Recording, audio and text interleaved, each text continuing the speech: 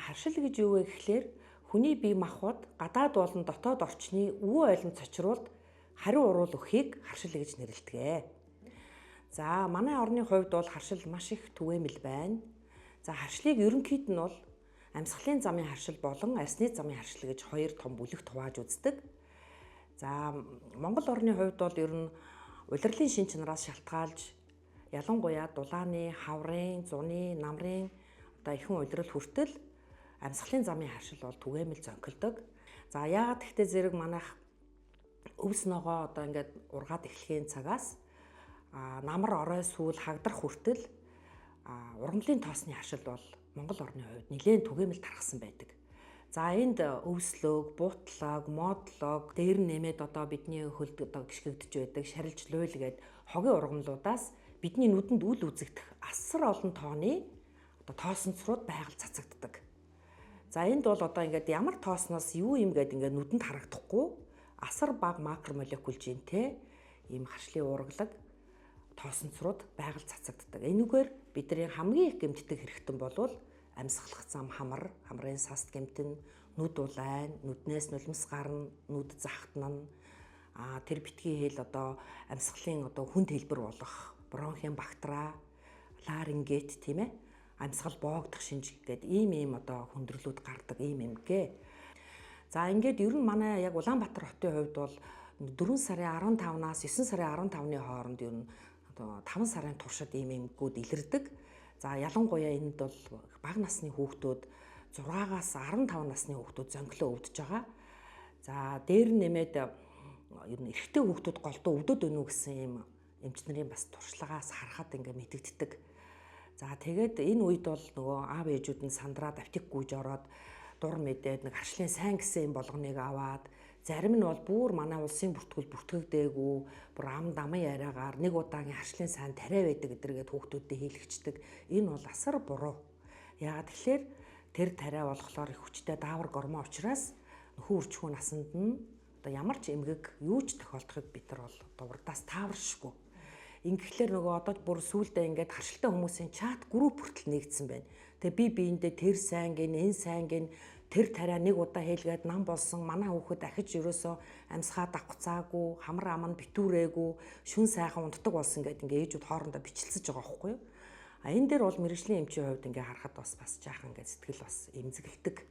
Яагаад тэгэхээр тэр хүчтэй гормон даавар тариаг бол бүр эмчийн заалтаар тийм ээ нөхөн үржихүүн нас нь өнгөрцсөн ийм улсуудад зайлбаргүй хүндрэлтэй үед бол бид нар хийдэг. Гэтэл өсвөр насны, бага насны ийм хүүхдүүдэд ингээ бие биенээсээ дамжаад амын яриагаар хийж байгаад бол болохгүй. Мэргэжлийн эмчээс заавал зөвлөгөө заавар аваарай гэж бас та бүхэндээ хүсэж байна.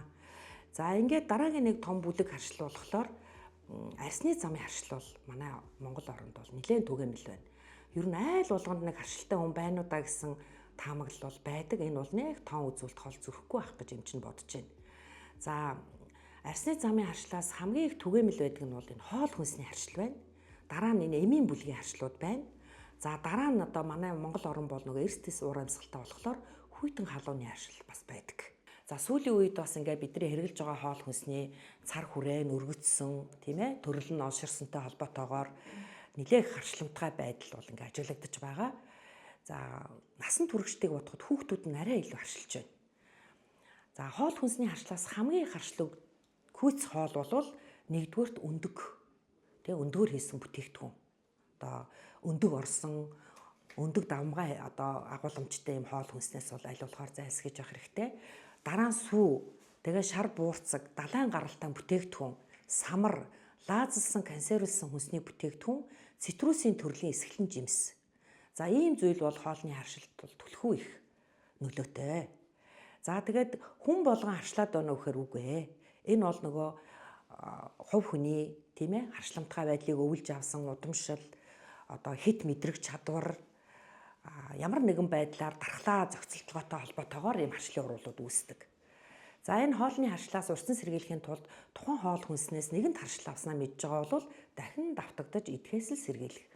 Ер нь харшил гэдэг өвчин бол шалтгаантай өвчин. Тэгэхээр тэр шалтгаанаас л зайлсхийж байвал энэ өвчнөд бол нэрвэгдэхгүй өөрийгөө болон хайртай хүмүүсээ бүрэн хамгаалж болох үс өвчин юм аа. За дараагийн бүлэгт бол энэ эмийн харшил бол нэлээд их толгоогоо өргөлөө. За эмийн харшлын бүлэгт манайхан бас дур мэдээ давтагт гүйж ороод өвдөлт намдаах юм, антибиотикууд, гидсний эм мэдэргээд, үе мөчний эм гээд янз янзын эм ингээд дур мэдээ авдаг.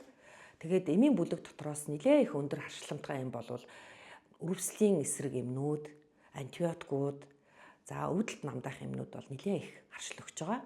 Ялангуяа энэ ибупропен гэдэг эм бол ерөн сүүлийн үед ууж одоо ибупропен хэрэглэсэн хүмүүс бол биеэр нь тууралт гарах, хавдах, тийм ээ захтнах. Ер нь бол шинж тэмдэг ер нь ямар юм уугаа гэдээ асуухад л ибупропен уусан, 3 хоногийн өмнө ибупропен уусан, 2 хоногийн өмнө ибупропен уусан, өглөө ибупропен уугаад үдээс хойш инглээгээд ингээд орж ирдэг усуд бол зөндөө байгаа. Тэгэхээр ер нь бол манайхан дур мэдэн янз янзын эмчийн зааваргүйгээр эм авах бол дэмий. Ямар нэгэн байдлаар өөрийнхөө эмчид, нарийн мэрэгжлийн эмчид, хүүхдийн эмчтэй хандаж өвдөлт дарах эмээ болон одоо яг таарсан тохирсон эмээ жорын дагуу авч байхыг эмч нь хүсэж байна.